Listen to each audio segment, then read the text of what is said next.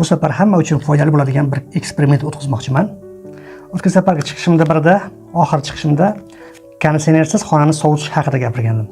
Ya'ni tabiiy uslublar bilan, tabiiy yo'llar bilan xonamizni sovutish haqida gapirgandim.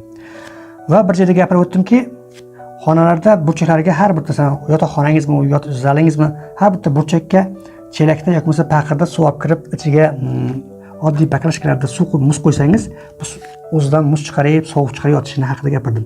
Va bir joyda aytdimki, albatta muzlatmasdan oldin baklashkalarga tuz solish kerakligi haqida gapirgandim. Bu safar tuzni qanday foydasi bor? Aytishingiz mumkin. Bu odam bizga nima beradi? Bizga nima foydasi bor deyishingiz mumkin. Siz uzoq yo'l safarga chiqdingiz. Viloyatga chiqib ketyapsiz yo dam olishga chiqib ketyapsiz. Sumkangizda aynidigan go'sht bo'lishi mumkin, aynidigan bir narsalar bo'lishi mumkin. Shu paytda bu uslub sizga juda ham qo'l keladi. Qaysi ma'noda? Siz 2-3 kun oldin, 1 kun oldin bunga tuz solib siz aniqiga qo'ysangiz, morozinkaga qo'yib qo'ysangiz, oddiy baklashkadagi suv 1 soatda erisa, bu 10 soatda eriydi. Bu endi fizika. Qaysi ma'noda? Nima uchun deyishingiz mumkin? Oddiy suv, siz hamma biladi, 0 gradusda muzlaydi. 0 gradusda muzlaydi. Uni ko'cha kuyida ham ko'rgansiz, morozinlikda ham ko'rgansiz. 0 gradusda. Bu esa nafaqat 1, 2, 3, 5, 10 gradusda 10 gradus sovuqda muzlaydi. Tuz solganingiz uchun u muzlash qiyin bo'ladi. Miqdoriga bog'liq. Agar siz miqdorini ko'p qilib qo'ysangiz, deylik, men sizga aytishim mumkin, 1,5 litrlik baklashka, 1,5 litrlik baklashkada 3 ta choy qoshiq emas, osh qoshiqda, 3 ta choy osh qoshiqda tuz solsangiz bunga, tuz solib eritsangiz, bu 10 soatda muzlaydi. Bu degani bu 0 bo'lgan bo'lsa, bu 10 barobar kuchli degani bu. 10 barobar kuchli.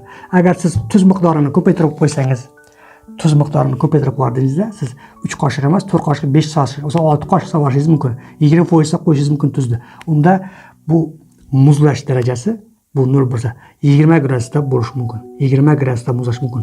Shunday ekan, bu yerda fizik jarayon uchun bu tuzli suv erib ketish uchun bu energiya qabul qiladi. Energiya kerak erish uchun. Energiyani esa tashqi sizda issiq havo oladida, issiqlikni o'ziga yutadi. Issiqlikni o'ziga yutib, bu juda qiyin bo'ladi erishi. Bu juda ko'p joyda qo'l keladi. Xuddi shunday tabiiy usulda uyimizni muzlatishimiz mumkin.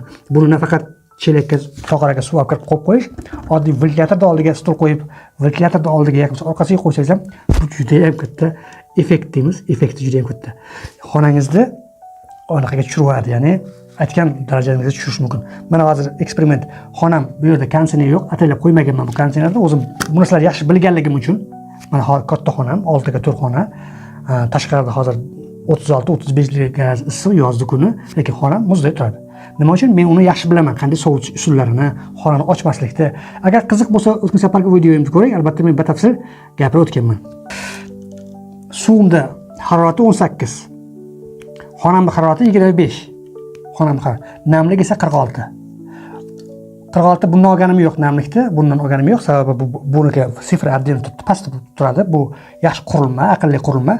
Bu 46 xonamning namligi. Bilasiz, xona namligi inson uchun eng qulayi 40 dan 70 gacha. Aslida 60 gacha deymiz, lekin 70 gacha inson uchun qulay hisoblanadi, ya'ni namlik. Mana ko'ryapsiz, 17 ga tushdi. Bu tushib boradi hozir.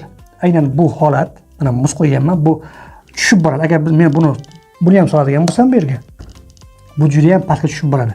Deylik 0,1 ga tushirishi mumkin. Muzlab tashlashi mumkin va sizga buni effektini berib, xonangizni sovutib, yotoqxonangizga qo'ysangizda gul bo'lishni tavsiya qilaman. Gul bo'lishi yotoqxonada.